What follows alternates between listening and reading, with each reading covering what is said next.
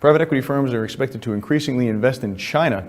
Eric Moraczewski works with FDI Strategies in Colorado Springs and advises these firms.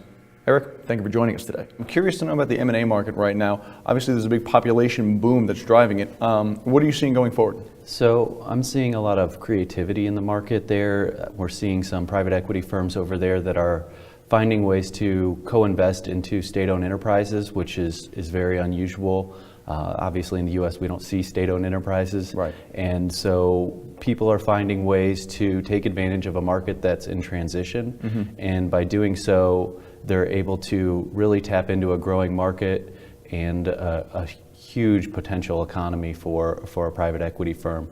And then we've also got the private side of business there that is giving them great opportunities to expand their product lines. If they're already with a state-owned enterprise, they can really branch into some new endeavors through private enterprise, which is a great opportunity for both the Chinese and for private equity firms.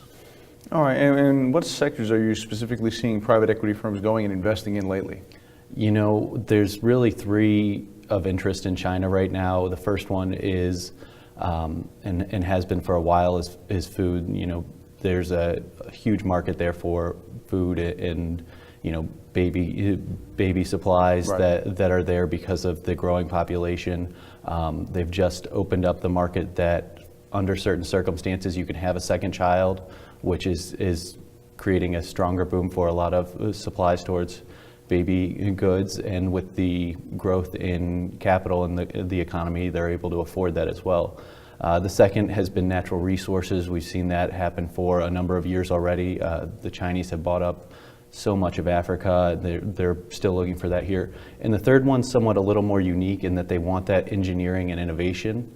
And so that's really one that I'm seeing. You know, private equity firms over there are looking for complements to their current product lines and how they can create innovation, how they can use what they have and bring that innovation, especially from the US, and that's really our focus, is helping Chinese companies move into the US and acquire businesses in the US.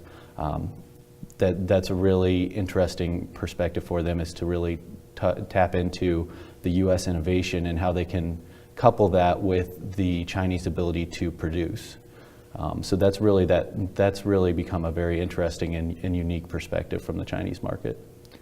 Often you see private equity shops, the big ones, the American ones, opening up their own offices all across China. What about the not the little ones, but maybe the smaller ones? Are they going in there and partnering up with a local PE outfit, or what are the other ways where a private equity firm can kind of build their business into China if they don't have, you know, almost an unlimited capital base? You know, joint venture is still the best way to grow into China, whether you're big or small.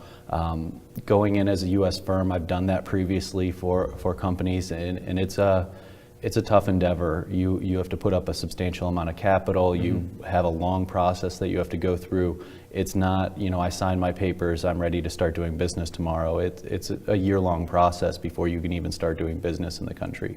Through a joint venture, you're given a lot of the rights that a Chinese enterprise has, and in doing so, you can really move forward a lot quicker.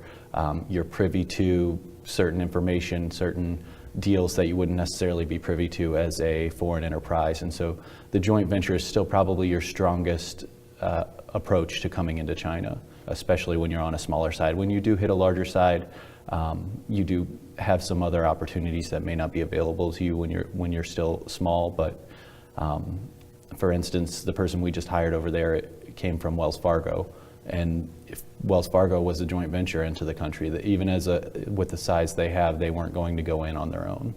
All right, thank you very much for taking out some time to speak with us today. I appreciate it. Thank you.